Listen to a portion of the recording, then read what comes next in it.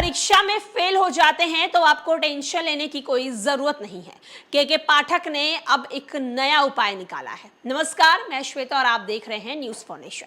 बिहार शिक्षा विभाग के अपर मुख्य सचिव के पाठक बिहार की शिक्षा व्यवस्था को सुधारने के लिए लगातार प्रयास करते हुए नजर आ रहे हैं। के पाठक अपने फरमानों के लिए भी जाने जाते हैं। के पाठक अपने कामों के लिए जाने जाते हैं और के पाठक अपने स्पेशल टास्क के लिए भी काफी ज्यादा जाने जाते हैं।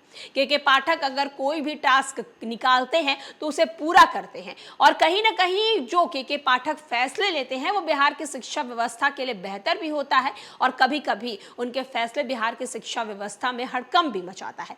लेकिन इस बार के पाठक ने एक अलग तरीके का टास्क लिया है और ये टास्क जो बच्चे फेल हो जाते हैं उनके लिए किया गया है। आखिर के पाठक ने स्कूल में फेल हो रहे बच्चों के लिए क्या स्पेशल टास्क का इंतजाम किया है, चलिए हम आपको बताते हैं। प्राथमिक और मध्य विद्यालयों में कमजोर बच्चों के लिए कक्षा के अतिरिक्त मिशन दक्ष के तहत अलग से पढ़ाया जाता है। विभाग के एसीएस के पाठक के निर्देश पर 1 दिसंबर 2023 से सूबे के स्कूलों में मिशन दक्ष की शुरुआत की गई। इसके तहत कक्षा 1 से 8 तक में कमजोर बच्चों को विशेष रूप से पढ़ाया जाता है।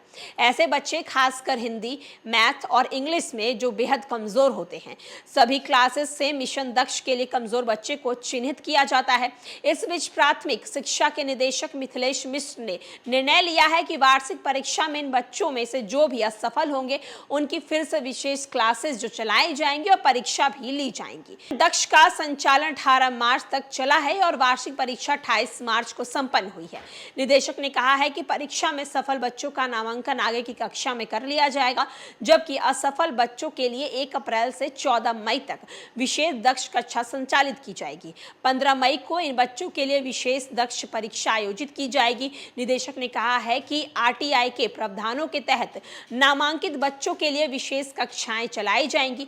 ऐसे में बच्चे की परीक्षा में सफल नहीं होते हैं तो इनके लिए गर्मी छुट्टी यानी कि जो समर वेकेशन होता है 15 अप्रैल से 15 मई के बीच स्कूलों के विषय दक्ष क्लास 10 से 12 तक संचालित होगी।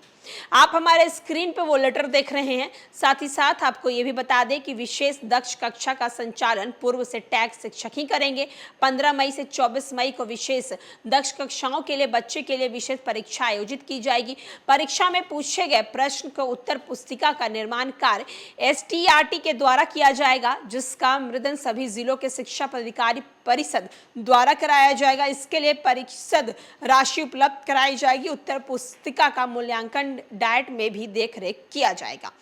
मिशन दक्ष कक्षा में बच्चों को उत्तर पुस्तिका उनके अभिभावकों से शेयर करने का निर्देश दिया गया है।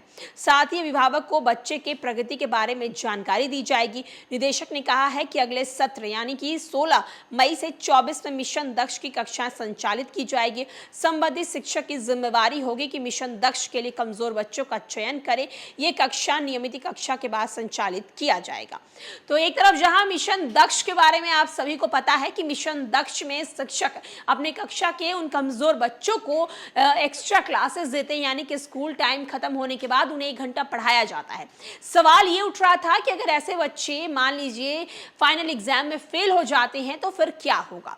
तो के पाठक ने फैसला लिया है कि ऐसे बच्चों को वापस से पढ़ाया जाएगा जिन सब्जेक्ट में फेल होंगे और उनके बाद उनका रिजल्ट भी दिया जाएगा, उनके एग्जाम भी लिए जाएंगे। एक तरफ जहां मिशन दक्ष क्लास से कमजोर बच्चों को एक्स्ट्रा पढ़ाया जाता है टीचर्स की तरफ से ताकि वो बच्चे पढ़ें और पास हो सके। फिलहाल के लिए इस खबर में इतना ही।